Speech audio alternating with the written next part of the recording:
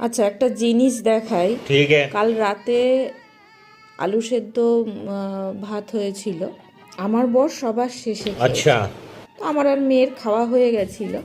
ওর মানে समझ যেটুকু गया। আলু সেদ্ধ রেখেছিলাম সেটুকু ওর লাগেনি। তো সেই জন্য বললাম আমি, তুমি ফ্রিজে রেখে দাও আলু সেদ্ধটা ফেলে না দিয়ে, কারণ পরের দিন অনেক সময় আলু সেদ্ধটা দিয়ে আলুর পরোটা হয়ে যায় রুহির, যেটা খুব ভালো লাগে।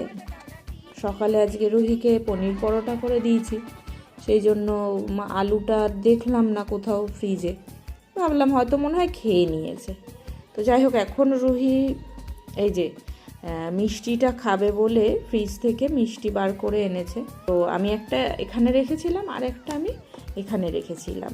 আর একটা মিষ্টি দেখাই, এই দেখুন, এই সেই আলু সেদ্ধ যেটাকে আমি খুঁজে পাচ্ছি না। আপনারাই বলুন, মিষ্টির প্যাকেটে আলু সেদ্ধ মানে আলু মাখা কে রেখে দেয়? মানে আমার ঘরে টিফিন বক্স নেই, না বাটি নেই বা গামলা, যাই হোক। हे प्रभु हे हे हरि राम कृष्ण जगन्नाथ प्रेमानंद ये क्या